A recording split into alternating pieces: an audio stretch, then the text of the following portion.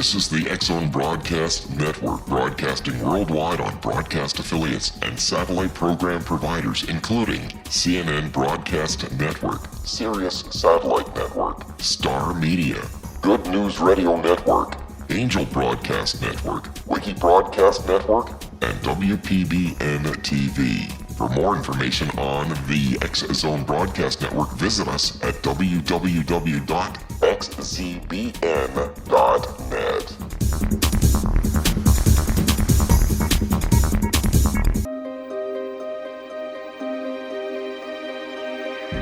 Welcome to Seek Reality with your host, Roberta Grimes.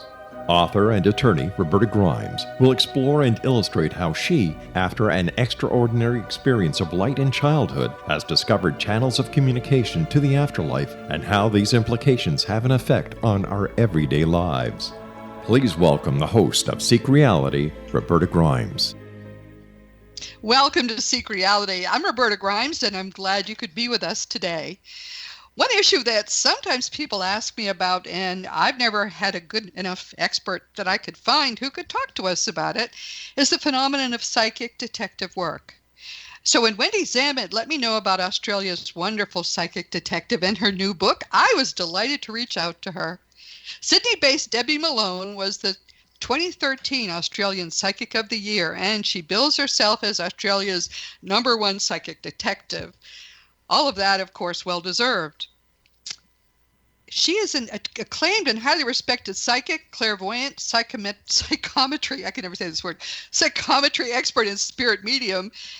And frankly, she's had 6 amazing near-death experiences, which probably are the source of some of her gifts. We're going to get into that. Some of the work that Debbie has done is frankly astounding, and I love it when I can learn new things. And she documents many of the highlights of her work in her intense new book, which is called Clues from the Beyond. I've just finished reading it literally within the last half hour. And of course, any information that purports to come from the victim of an accident or a murder that reveals important information that could not have been known otherwise, wow. That is very powerful evidence, isn't it, that the dead survive? And she's done this a number of times. And think about the parents, think about the children, think about the relatives and loved ones of people who have been lost and just can't be found. The comfort of knowing what's finally happened to them, getting closure on that, and being able to hear directly from them through Debbie that they're okay. There's nothing that can put a price on that. So she's doing really wonderful work. We're thrilled to have Debbie here today, all the way from Australia. Debbie Malone, welcome. I'm so glad you're here. Hi, Roberta. Lovely to speak to you this morning. Oh, it's this evening in your... Yes. Sorry. Yes, that's fine. That's one of the things I love about talking to Australia. The world's always turned around completely, and it's very early in the morning for her. And when we're speaking here, of course, it's late in the afternoon. But please start, Debbie, just by telling us, what is psychic detective work from your perspective? I'm called in by the police to work on cases, so they might just say they've got a case that they want me to come into the station with. I usually don't know anything about it, and then I'll work with items like a piece of jewellery or maybe a photograph. Usually the jewellery I do first, so that's what the psychometry is. So I'll tune into the jewellery, and from holding that I can become the victim, so I can see it through their eyes. I can actually be the murderer and see it through his or her eyes. I can feel their pain. It's like I'm a witness at times. I'm watching what happens. I hear them, see them, feel them. You can feel their pain, unfortunately, but then that also helps me to describe to the police what happens. I'll smell things, see things. I get little visions at times. It's like watching little TV screens of little snippets of their life or their last moments. Wow, that's incredible, isn't it? Explain to people what psychometry is, because many people, I don't think, have not even heard the term. Yes, the word psychometry comes from a Greek word meaning soul measuring. So what happens when we wear an item, our part of our soul is actually imprinted into that item, or our energy. So if I hold a piece of jewelry like a ring or a watch or something like that, part of that person's energy will be imprinted into that. And it's sort of like that's how I connect with them. Does it stay there forever? I mean, is it like if it was someone who was murdered 100 years ago and someone gave you a hair comb she had worn all the time, would you be able to still pick up that energy, or does it fade over time? No, it would still be there. And I think sometimes, if people buy antique items and they might have worn it, but then the previous person, when I'm tuning in, sometimes I sort of get what I call layering. So I might get the previous owners as well as the current owner. So you get sort of little snippets. But with clothing, I mean, it does fade because it's washed. It does sort of fade back, and it depends how many people have handled it. So if there's been a lot of people touching it. I've heard of this, and I know something about it, but I'm fascinated by it nonetheless. So, if it's something that they had just owned and left at home, and it's not associated with a murder, you'd only sort of pick up the way they were before that event, right? But if it's something that they wore during the murder, would you be able to pick up elements of that, maybe their fear or whatever, from the piece of jewelry? We can do it both ways. A lot of the time I will be given items that they didn't wear at the time of the murder, and I can still tune in that way. But yes, if it's more significant if it's actually something they've been wearing. But a lot of the time I work on cold cases, so they're cases where there isn't any evidence of the person, so I don't actually always get to hold something that they were wearing at the time of the murder. We have only just begun to talk about this, everyone. We're going to go through actually a case with her and see how it has turned out and what's going on with it. But this is a whole new area, which is actually more and more common in this country. If the police happen to find a psychic detective who has done successful work for them, this will become a standard thing. Now, it just so happens that Debbie is in Australia, but it goes on all over the world. So we've only just begun to talk about what's a fascinating new field. This is Roberta Grimes' Secret Reality with Debbie Malone. We will be right back.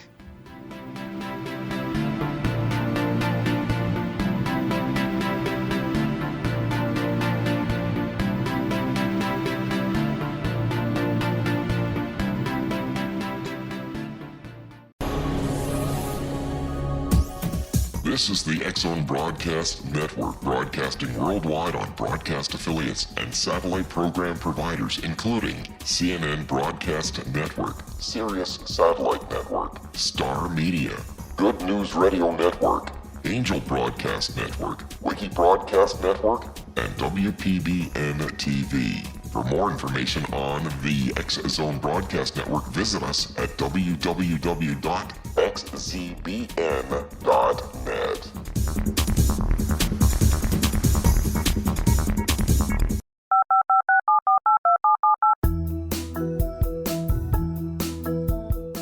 Did you know that when you're on the road with limited data or Wi-Fi, you can still listen to the X-Zone Radio Show with Rob McConnell, The Science of Magic with Gwilda Wiyaka, X-1, Dimension X, Space Patrol, and every minute of the X-Zone Broadcast Network by calling 213-401-0080, courtesy of Audio Now. No smartphone, app, or internet needed. It saves your data plan, and it's free if you have unlimited minutes.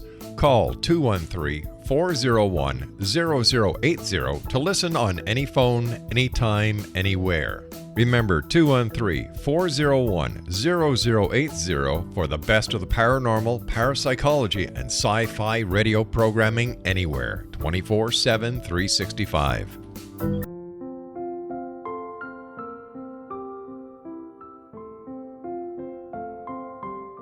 I am Dr. Carl O'Helvey, founder, president of a new cancer foundation focusing on evidence-based physical, mental, and spiritual interventions, including natural cancer cures, prayer, meditation, affirmations, nutrition, and other related holistic cancer prevention and cure modalities.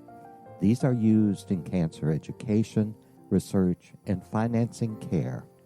I ask for your help to continue this important work by donating at www.holisticcancerfoundation.com.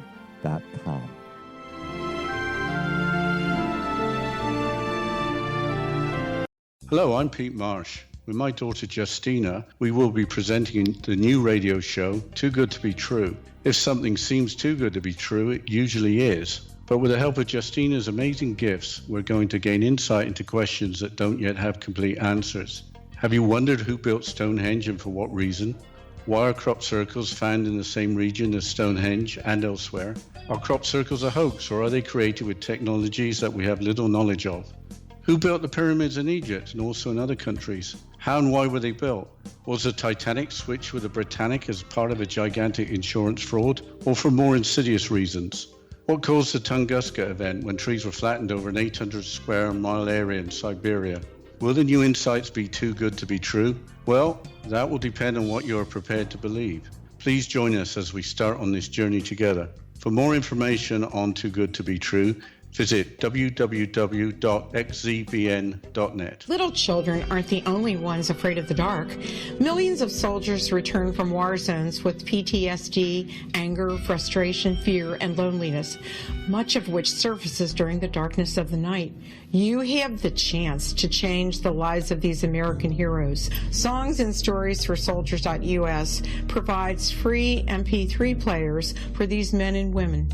With a list of 3 million songs in 16 different styles, 100,000 audiobooks, and 30,000 old-time radio programs, every veteran can find something to soothe and comfort them at no cost. All our players contain an 8-hour audio program designed to help veterans fall asleep. With 1,500 plus vets now participating, it's our goal to deliver 10,000 audio players this year. Go to our website at songsandstoriesforsoldiers.us. Help us help a veteran make it through the night.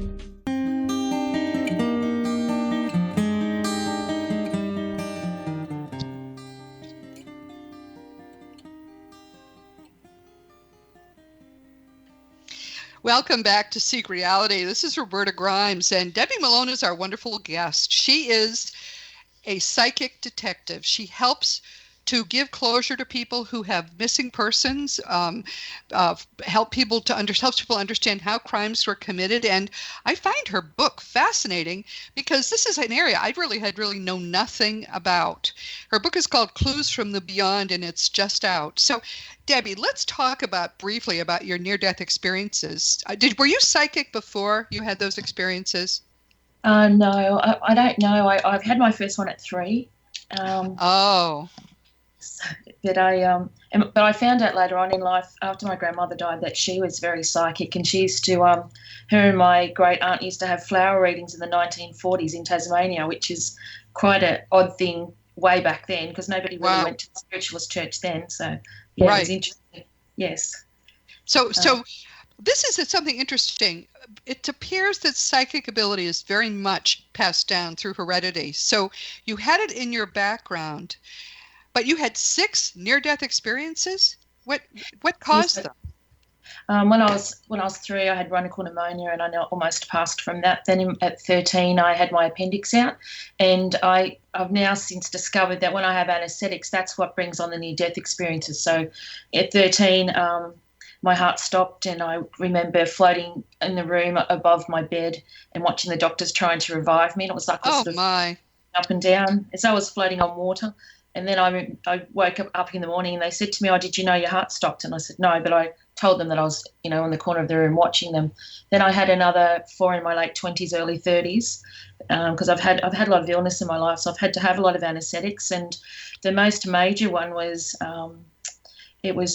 25 years ago. And I had to have a major operation, and I knew that I was going to die. So I actually got a will made the night before. I did, and when I said to the doctors that I felt something was wrong, Oh my goodness! Yeah. Wow. All right, so you're past that. Let's hope, and you're into this very productive part of your life. How did you get started doing detective work? Well, initially I tried everything not to do anything with it, but there was a there was a great big case over here called the Backpacker Murders. There was a lot of international backpackers that went missing, and that was a very big thing on our news over here because he was, a big major serial killer. And at first I thought that I was just watching too much television because it was blasted all over the news and radio and television, and I started to dream about it. But then after watching it, I ended up knowing things before it was on the news. And I used to work for a local newspaper at the time, and I spoke to one of the journalists there and started to tell him what I was seeing. And from that point onwards, I had some friends who, one of them, her husband was a police officer. So once I started to get this information before it was on the news, and then when they'd find where bodies were or things would happen. So then I was put in contact with the head of the task force, and I started working with the police that way. When was this? It was about 25 years ago. I'm just trying to think. I had a miscarriage. So my son was born in 1990. Then I had a miscarriage, and so around 1992 this started to happen. Wow, that is a long time ago. How many people were killed? I think there's about 7, but there's still a lot that are missing that they feel are linked to this murderer, but they have not yet been found. Oh my goodness! Do they know who did this? Yes, they do. Have they ever found the murderers? Okay. Yes. Yeah. Oh my goodness. Yeah, I believe he didn't act alone. I feel that he worked with other people, but it was quite frightening at the time because I worked for the newspaper. They did a story about me and gave me a fake name, but his girlfriend ended up contacting the paper and wanted to speak. Oh, which was quite frightening. Yes, that's terrifying. Well, thank you for doing this work, even though you have some personal risk in it. My goodness. And what was interesting to me was these were mostly, at least in this book that has just come out, these are mostly people who went missing. And in some cases, the victims contacted you, which I find really interesting. Is that what typically happens, or is it mostly that you're called by the detectives and you come and try to see if you can find the person? I try to only do it that way now because through safety issues, because I have had people come after me because of the work I do, and it's hard in some cases. People come seeking their lost loved one when actually they were the murderer. So you've got to be very careful. Oh, yes. My goodness. I'm sorry. Okay, yeah, and the police tend not to have that kind of frame of mind. So in most cases, these people seem to be around. They've transitioned, right? And they're just anxious to give their families closure. Is that pretty much what's going on? Yeah, I do believe that, because I find a lot of the time, they sort of say, that when people haven't been found, that they haven't gone to the light and they're earthbound. But I do feel that they are very conscious of their surroundings and what's happened, and yes. They do seem to bring messages through to their families about happy things, not always just sad and horrible, horrific circumstances. So the consciousness still lives on. That's my conclusion too, and I think that's an important point to make. These people who that Debbie's contacting are very, very with it. I was surprised at how interested they were, especially a few of them, the fellow with the sailboat, for example, in getting their murderers caught, solving the crime, because we tend to think of those who have gone ahead of us not being interested in earthly things as much anymore. But quite a few of them want to make sure their bodies are found, if possible, want to try to make sure that the murderer is caught. I thought that was fascinating. Yeah, it's very true that they go to great lengths to get their information through, especially Bob Chappell, the gentleman you're talking about with the yacht. At the moment, there's been new leads with that case, and I did identikit. So I went under hypnosis on 2 occasions for that case, and at the time no one believed me that I saw there was 3 suspects and they entered the yacht, yet his poor partner was jailed for his murder and his body's never been found.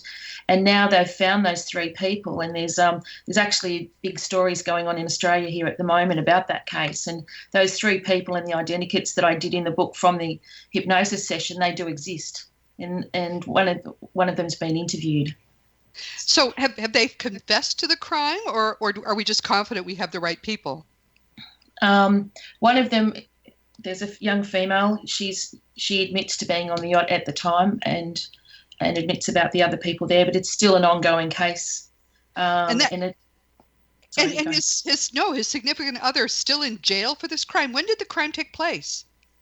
It took place in 2009. Yeah, I thought it was relatively recent, but that's terrible that she's still in jail for it. Just briefly, everyone, this is a fellow who was working on this large, nice yacht, sort of trying to get it ready to go out to sea. It was at night, and people apparently thought he wasn't there.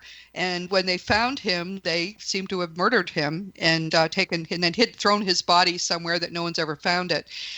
And so his poor significant other virtually wife, was jailed for his murder. And there really was no evidence, it seems to me, that was especially her. There was evidence against it. Yes, definitely. There's been a number of appeals, and at the moment they're announcing there's a big program here on the Sunday night show, and they're actually announcing new evidence. So hopefully we can finally see the right person being put away and Sue being let out of jail after all these years. So you're saying that you had seen their faces, and you had done, you said identikits or whatever with the police to help to so have an actual picture of them, and they were recognizable from those pictures? Yes, that's right. Well, the identikits I did with I've been working with a retired officer on the case, but when there's some software that's called Flash Face, which you can use, and you can actually do reasonable identikits. Because I'm not law enforcement over here, I can't get access to the proper identikit software. It's it's only available for police officers. Yes. Yeah, you can do some really quite good images of what they look like, and they do match the people. Fascinating. But there are some, though, I've noticed, who don't know who killed them because they didn't see the murderers. But this fellow didn't see the murderers, right? Or did he see them? Yeah, well, I think he did. He didn't see them initially because he was working on the yacht. He was downstairs, but yes. then he saw them when they attacked him. So it does look as though he knew these people. They were hanging around the yacht club at the time of his murder. Yes, right. And I think too sometimes once they are passed, then they still get to see things of how things, progress. And even though his body was dumped either wrapped in a sail or in a sail bag, he was very well aware of everything they were doing, because the way they show me, it's as though they're hovering above their own body or the crime scene and watching what's going on. It's typical when people are going to die from some traumatic event that they will be outside their bodies from a car accident or a murder. And so if he was with it enough, then he would, it seems to me, have been able to see and recognize the people that were doing this. So this all fits together. That's what I love about doing this work, because all the information is consistent. That all makes perfect sense. What was your favorite of all these that you did? The most satisfying? Which one? Do you have a favorite? I think working on the Murphy's Creek murders and actually getting the messages for the young ladies there, although that the perpetrators, nobody's ever been charged, and at least 4 of them are now dead. That's been a really hard thing, but just giving their messages to their family has been wonderful. Yes. Yeah, it seems to me that being able to give closure to parents, they're not alive, they have gone on, but they're perfectly happy, and here's their message. What a beautiful thing to be able to do for people who don't know what happened to their children. I think it is important for people to know that their love lives on, and even though they've gone through these traumatic experiences, sometimes the people who are deceased, they don't really want you to focus on that. They want you to keep living. A lot of the time when they die, the family members, part of them dies, and a lot of the time their life is shattered completely because of the loss. Yes. It's hard to live on. Yes, that can be heartbreaking to see people go through that. So it seems to me, if I were doing your work, I would find being able just to tell them, well, he's dead or she's dead, but they're fine, and here they are. That strikes me as a wonderful thing to be able to do with your whole life, to be able to do that for people. But one of the things that was interesting to me was that you told immediately that whether they were alive or dead, if you tuned into someone, and because you immediately say, well, he or she was dead. How do you know that? Because when I do tune in, they actually appear to me in the room, and I can see them. So I see them, hear them, feel them. So they'll be walking around in the room I'm doing the reading with, or if I'm at the police station or at the crime scene, I'll see them. And that's how I kind of determine that. But I was asked to work on a case the other day, and this gentleman's been missing for quite some time. And initially I could see little bits and pieces, but I didn't really know whether he was dead or alive at that initial point.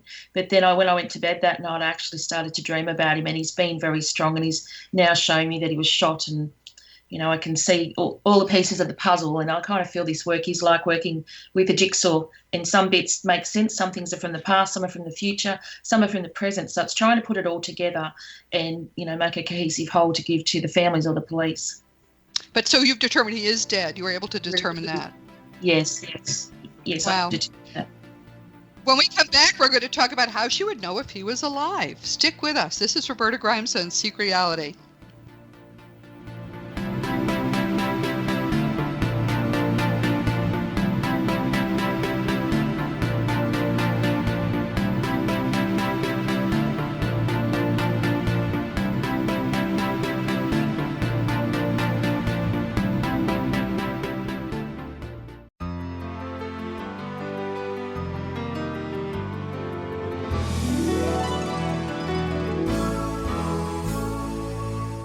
Hi, I'm Gwilda Wiyaka, and I want to tell you about a great provision for those interested in spiritual evolution and personal empowerment. Find Your Path Home Shamanic Art Center is your resource for reliable, leading-edge information, education, and healing, offering our brand new online galactic shamanism classes, long-distance shamanic healing performed by Path Home Shamanic Art School certified shamanic practitioners, and the Science of Magic's topic-driven radio episode collections, where I interview today's leading experts on science and magic. All of this designed to inform, support, and empower you through these changing times. Visit us in all we have to offer at findyourpathhome.com. That's findyourpathhome.com.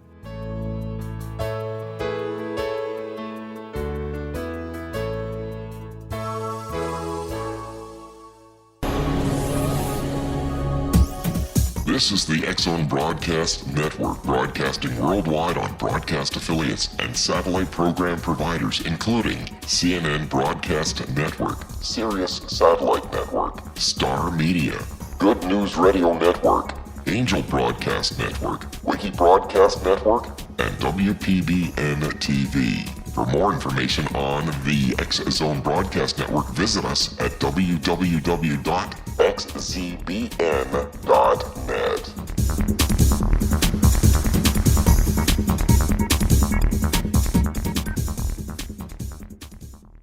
How would you like to be able to read other people's minds? Well, the next best thing is here. When you know how to read a person's name, you know how the person thinks, feels, and behaves. Each letter in our name holds a key to unlock our true essence. Our name contains both our gifts and challenges in this lifetime. Mnemology science discovers personality secrets hidden in the placement of the letters of our names, including the first and last impression people remember about us. Sharon shows us how to interpret the arrangement of letters as outlined in her book, Know the Name, Know the Person. Sharon Lynn Wyeth created mnemology science after 18 years of research and testing her theories, and has supported thousands of people around the world in understanding themselves and others better. You'll enjoy Sharon's unique teachings as she shares her system to learn the gifts behind your given birth name. Even if you don't like your birth name, there are jewels in this book. If you're thinking of changing your name, ready to name your child, or wanting to get along better with others, this is the book for you.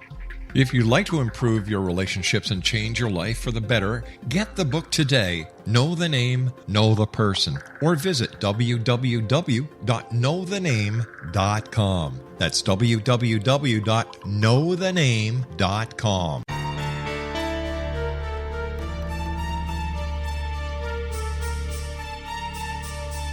Hello, I'm Justina Marsh, and with my dad Pete, we are going to present a new show called Too Good to Be True. Together, we are aiming to discover more truths about this world and beyond. Do you have unanswered questions about the world? Do you ever wonder about aliens, conspiracy theories, or the universe? There are many shows discussing subjects such as pyramids or UFOs, but we want to relay this information based on our own research, including from spiritual means. Hopefully, listeners will be helped with their own beliefs and will appreciate the psychic insights that add to the previous research and information. We both look forward to sharing this insight and beginning this journey with our listeners. Visit xzbn.net for more information about when to listen.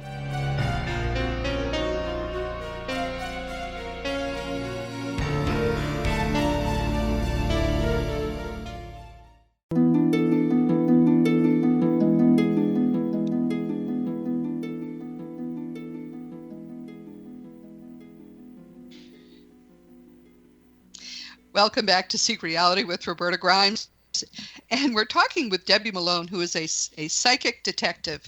And one of the things I was curious about when I was reading your book was, what have you ever had it happen that you tried to tune in on someone and you thought they were alive? Have you had that kind of experience? Maybe they just took off and left or something?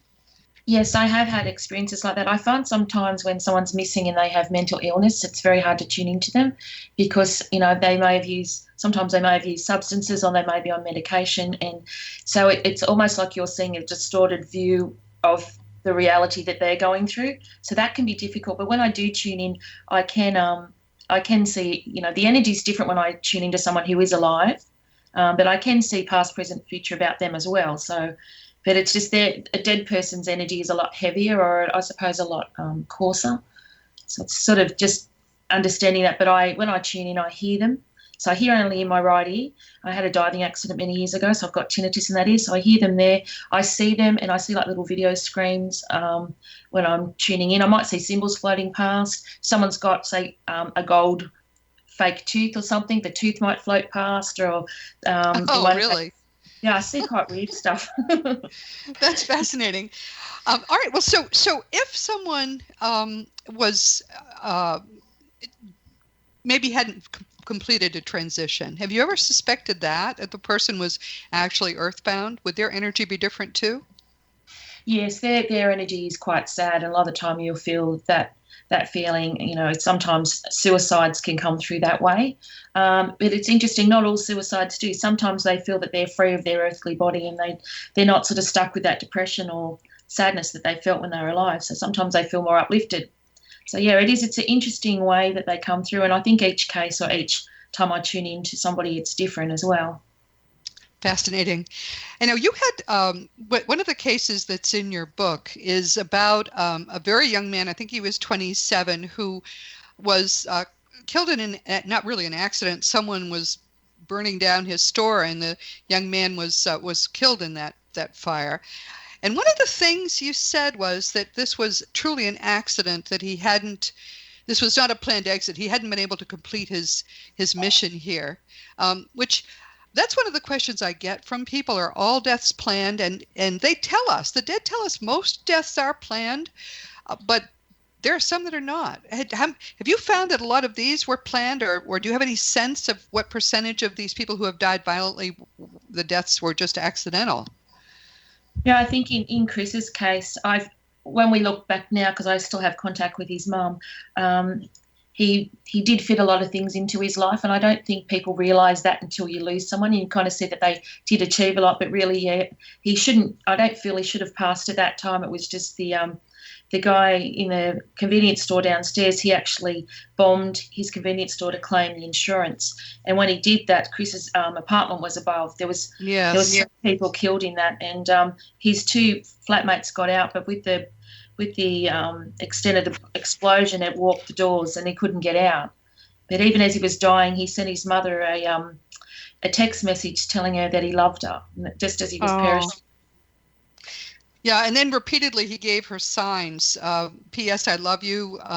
There's a movie, I guess, by that name, and that was kind of a lovely, tender story between the mother and the son.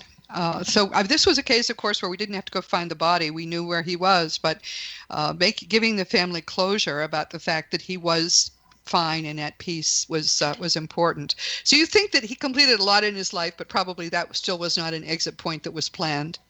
Yeah, I don't think it was at all. And the other interesting thing with that poor gentleman, one of his school friends, she was murdered a couple of days before her wedding, only I think it was 2 years ago now. And when I actually tuned into him, she appeared as well, because the thing that they had with her was they tied yellow ribbons around all the trees as her remembrance, because she was a school teacher, and I kept seeing yellow ribbons, and I didn't even know they knew each other. And their mum, his beautiful mum Elizabeth, said to me, "Oh yeah, that's to do with Stephanie, who was murdered as well." So they actually appeared together. So they've reunited there, and they're talking to their families then and giving them reassurance together. This strikes me as what many people would think of as a sad job, but yet reading it, I see you seem to be really dedicated to the people involved and doing what you can to help them. It's really very much a helping profession. Yes, I think so. It is hard when you're working with them, and especially when somebody's coming to find information about their loved one, and you see they're passed away, and that person doesn't want to know that or doesn't believe that. That's hard. But then I can see the difference in people when I tune in. When they might walk into the room, you can see their sadness and the heavy energy around them. But when they leave, even though they know that their loved one's deceased, it's almost like everything's lifted, and they find there's a reason to live on. And I think that's the thing. And to know that their loved one's with them is, and even with me, I'm a big skeptic. I never really chose to do this. And some of the information that comes through, like there's obscure things that I would never know. And you tell them that, and they kind of go, how do you know that? You must be making contact. And I said, that's because they're telling me. It's kind of strange, really. One of the things that I find interesting is people wonder, when you graduate, when you have truly passed, do you know a lot more then than you know now? And one of the things that I find interesting is people, and again, looking at the Shane Barker case, he didn't know who killed him, and he still doesn't know who killed him. It's not something he learned when he got there. Is that a usual thing, that people don't find out when they get there what actually happened? Yeah, sometimes I think through the trauma of it, they don't always get to see. We have suspicions of who did it. At the time, he was actually shot, and it was night and it was raining, but the person had camouflage gear on, and like not a balaclava, but kind of like a hunter sort of type hat.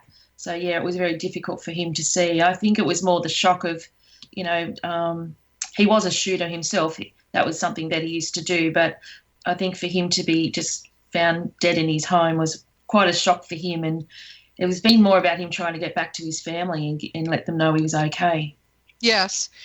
But, I mean, I would like to know that myself, that we get to find out things we didn't know in life. Maybe not necessarily that, but other things. But have you ever found a case where someone feels that they learned after their death what had happened surrounding their death? Does that ever come up? Yes. Especially there was a little girl in the book called Kyesha Abrahams, and it's a very tragic story. Her mother and her stepfather actually murdered her. Yeah, I saw that. The information that came through from Kyesha afterwards, and knowing about things, and but still, she's still very childlike. She was only 6 when she was murdered, but I get messages from her of little butterflies, because that was something that she loved, in the colour purple. And even after she passed, when I was working on her case, one evening I'd met some of her other family who were not involved. And when I did the reading, I went home and I tuned into her like a little hat she had. When I went to bed, I felt a little child crawling to bed with me and cuddle up to me. Oh my!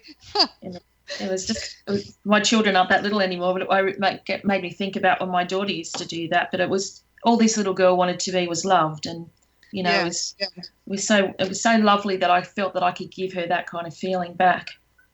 Do you work outside Australia at all, or are you only in Australia when you do this work?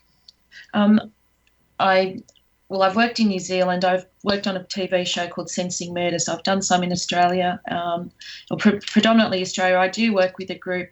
I've only just rejoined again because I was doing a lot before I was writing the book. There's a beautiful group over there called Find Me in America, and they have retired law enforcement over there, and they work on unsolved crimes with psychics all around the world. So we will all tune in. We'll all be given a case. Oh, wow.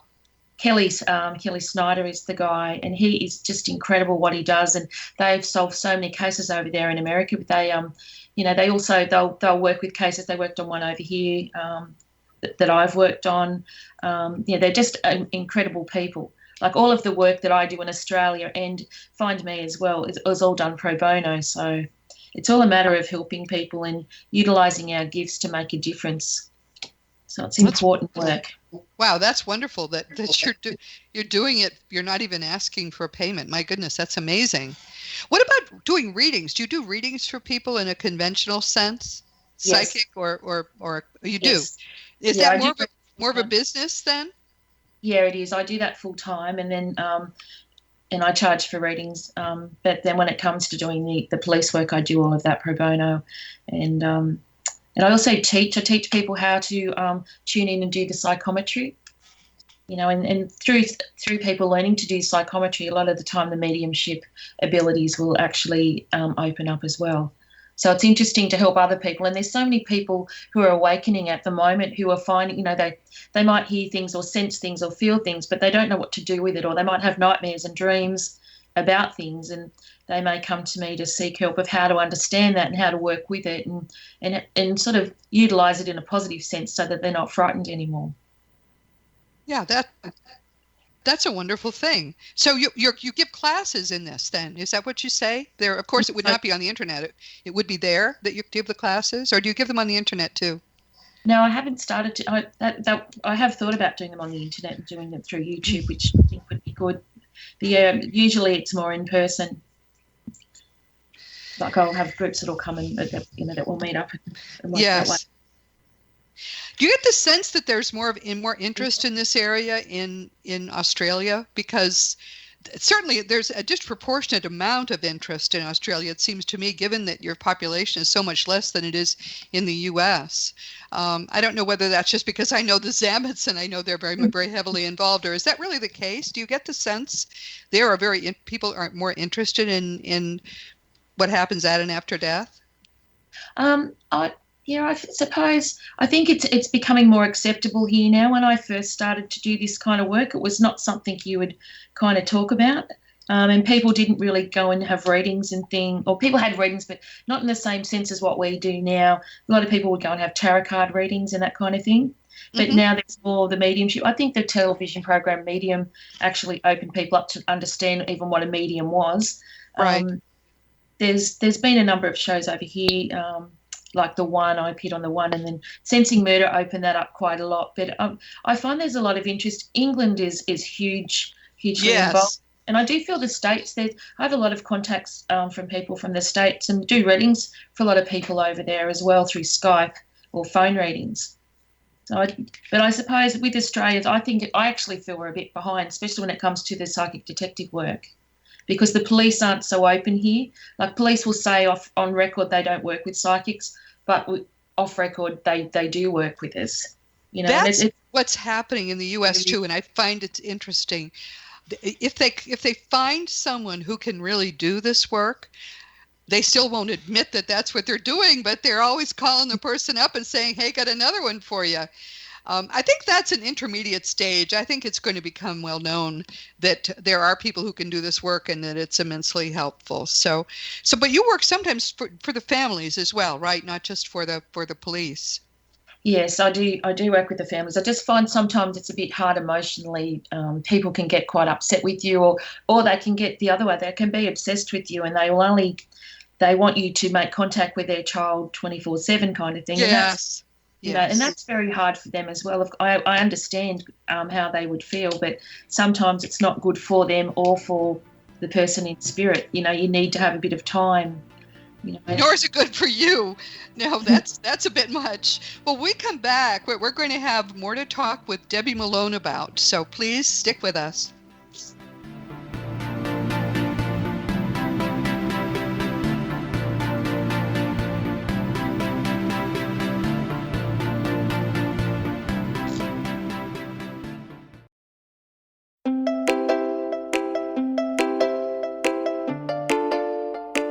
Are you curious? Do you want to learn more about how the world works and have fun at the same time?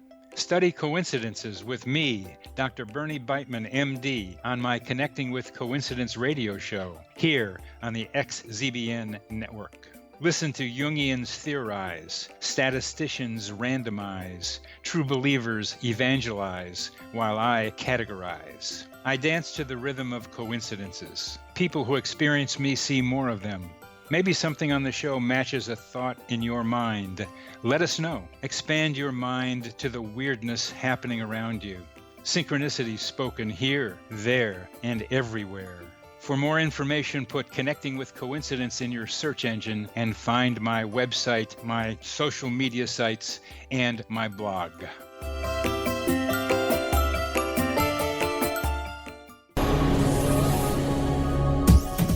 This is the X-Zone Broadcast Network, broadcasting worldwide on broadcast affiliates and satellite program providers, including CNN Broadcast Network, Sirius Satellite Network, Star Media, Good News Radio Network, Angel Broadcast Network, Wiki Broadcast Network, and WPBN TV. For more information on the X-Zone Broadcast Network, visit us at www.xzbn.net.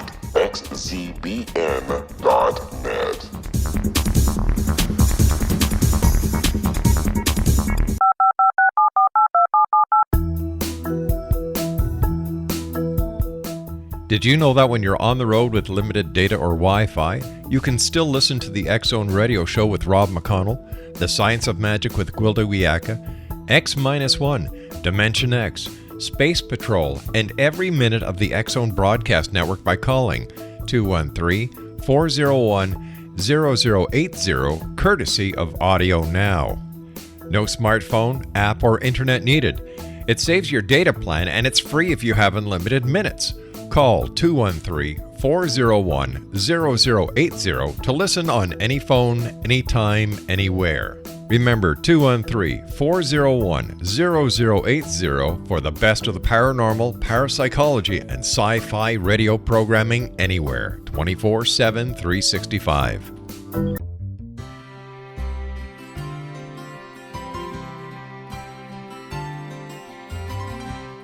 True healing must address 4 levels: physical, emotional, mental, and spiritual, for us to live joyful and productive lives. We tend to treat 3 of the 4, leaving the spiritual languishing. If you're tired of the same dysfunctional patterns cropping up in your life, Soul Balancing is for you. Trixie Phelps, owner and founder of Soul Balancing, is a naturally gifted energy healer trained in numerous esoteric forms, including shamanism. Trixie has created a powerful modality that safely and effectively clears your energetic field. A Soul Balancing session can remove interference, heal trauma, and restore your hope. Contact Trixie for a life-changing long-distance session today, www.soulbalancing.world.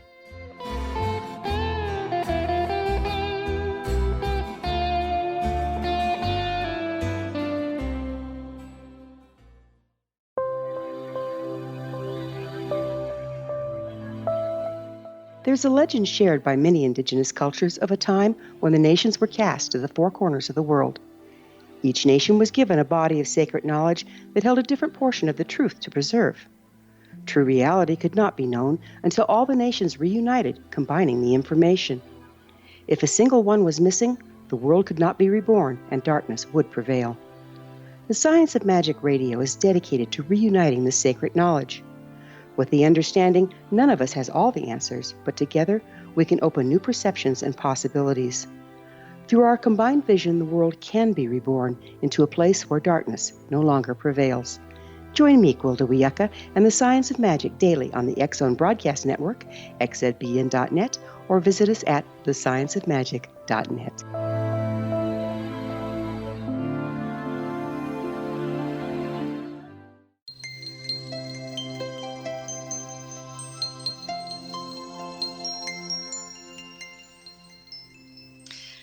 Welcome back to Seek Reality. This is Roberta Grimes, and our guest is Debbie Malone. She lives in Australia. She's a resident of Sydney. She had 6 near-death experiences.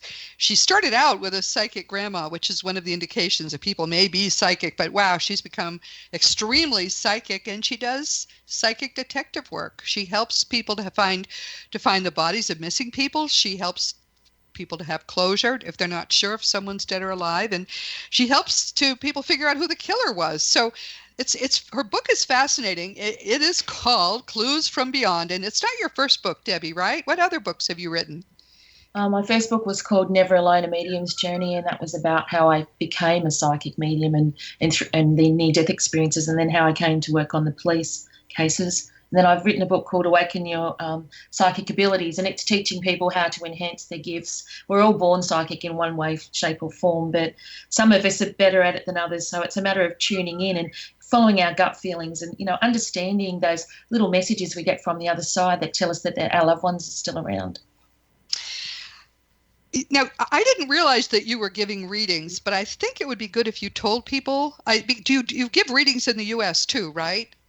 Yes, I do. I do them via phone or Skype. One thing everyone needs to know is it doesn't matter how far away the medium is, because where our dead loved ones are, there is no such thing as space or distance. So your loved one can be easily with a medium who's all the way down under, and with you in the United States or wherever you are. So don't hesitate to think about using a medium who lives far away. In fact, I've had mediums tell me that it's actually easier if they're not in the same room with the person that they're trying to contact the loved ones of, because they're distracted when they look at you. So what do you have a backlog of people? Is there a waiting list for people to work with you? Oh, it's not so bad. It's a couple of weeks because I do readings full time. So, and I've just opened my books again because I'd sort of closed everything off with writing the book, and now I've sort of got some free time again, which is wonderful. I can get back to doing what I love most, and that's, helping people. Are you expensive? I'm $260 Australian for a reading. Do you know what that is in the US? Oh, no. I think it's less here, but it's less because our dollar's about 75 cents to your value to your $1 at the moment. So it's probably less than 200. So you're very inexpensive. That's terrific. Nowadays, there's really quite a lot more than that most people charge. So that's good. And just I'm surprised you only have a 2-week backlog. I have to tell you, just parenthetically, and tell everyone, it's becoming very difficult to find a really good medium who can even see you within 2 years. I've been astonished to see how rapidly that has happened. And as you say, there seems to be a lot more interest, and that's certainly part of the evidence of that fact. But that's exciting. I'd like to have your information to put on my website, because people are looking all the time, and they'll call these people. And oddly enough, the ones who seem to be the best and have time are in Australia, which I think is fascinating. Well, thank you. Yeah, that's wonderful. So what's your website, Debbie? So my website is www.betweentwoworlds.net. So the two spelled out, so it's TWO worlds.net. Okay, that's it.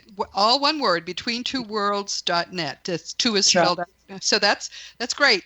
And what would you like people to know? I mean, I think what I would like people to know is you can get closure. You can find out what happened to people, or you can make the world make sense through people like Debbie, who can can pick up information about your dead loved one, even if you may not feel that you are going to be able ever to communicate with them. It's very reassuring reading these stories and seeing people have this kind of closure.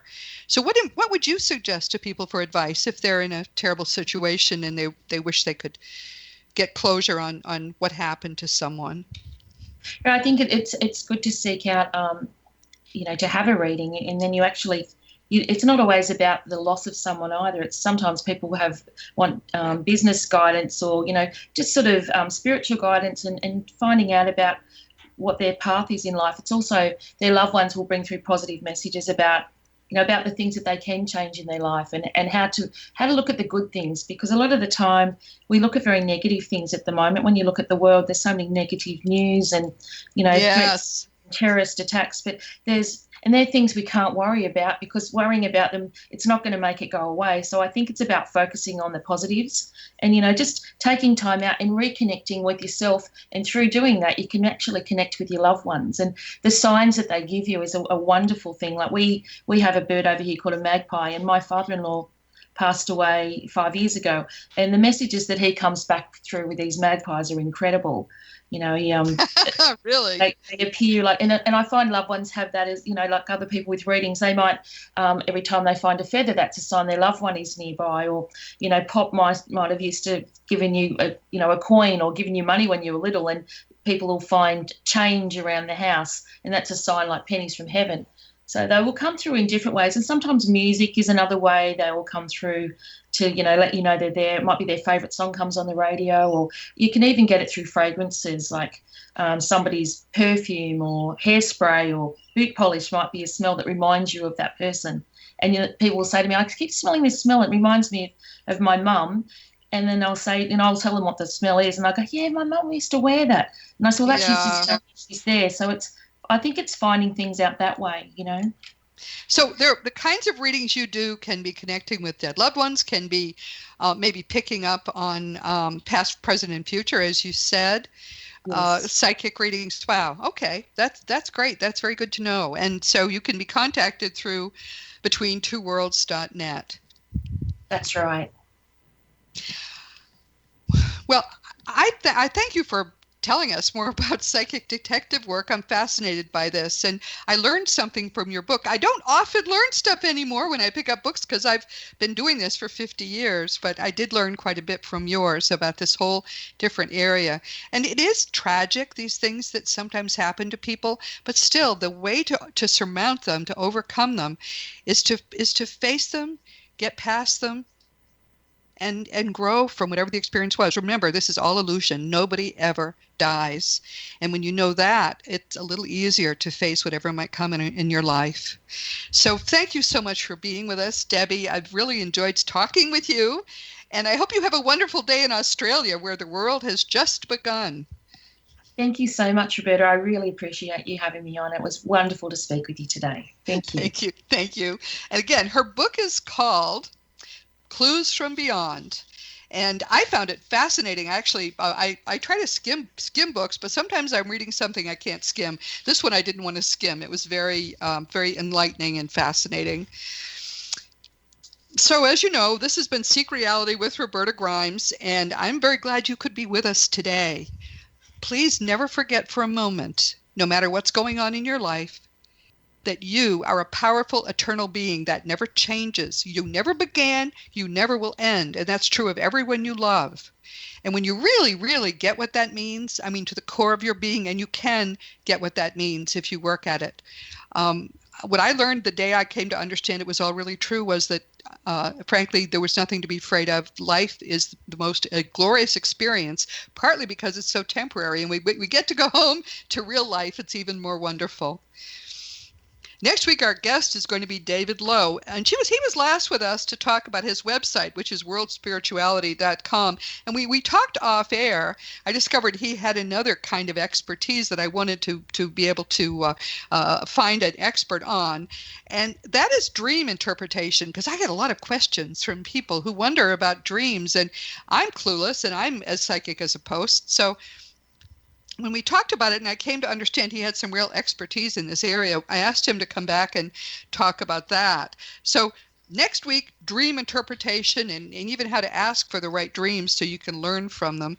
Dreams come from your subconscious, which is really your superconscious, which is really the part of your mind that you left behind in what we now think of as the afterlife, but it's really real life. I'm going to be learning right along with you, so please join us next week. And of course, today we've been visiting with Debbie Malone of Sydney, Australia. What a delightful person she is. She's a psychic detective, and she's a very gifted medium. It was Wendy Zamet who said you really have to talk to her, and she's very, very good, very bright, and also as a psychic. So I think we'll put her information on my website. Her book is Clues from the Beyond. It's not very long. It's, I like books that are short, so you don't have to marry them. You just sort of date them. And it's full of stories which really touched me and made me understand that you really, in all situations, can have closure and can move on and understand your loved ones still are fine. My own nonfiction books are Liberating Jesus, My Thomas, The Fun of Dying, The Fun of Staying in Touch, The Fun of Growing Forever, and The Fun of Living Together. You can get them through bookstores or on Amazon.com. They're available as audiobooks and in 34 languages, believe it or not, worldwide. If you want to talk about any of my books, if you want to contact me for any reason at all, just go to robertagrimes.com. Please read my blog too. I enjoy doing the blog whenever I get to, not as much anymore because I'm so busy, but I try to do it as much as I can. So contact me through the website. I always answer emails. It can take a day or two, so please be patient, but I do answer emails. Just make sure you always give me your correct email address so I can get back to you, because I'll write you a long response. Of course, past episodes of Seek Reality are available on webtalkradio.net, on iTunes, and through the Seek Reality app that you can find for free in the iTunes store. Dream Vision 7 Radio is broadcasting year-old episodes. I love those people. And you can always, of course, find me here. Meanwhile, this has been Seek Reality with Roberta Grimes. Please enjoy and make the most of this coming week in our one reality, knowing that you are a powerful, eternal being and you are infinitely, infinitely loved.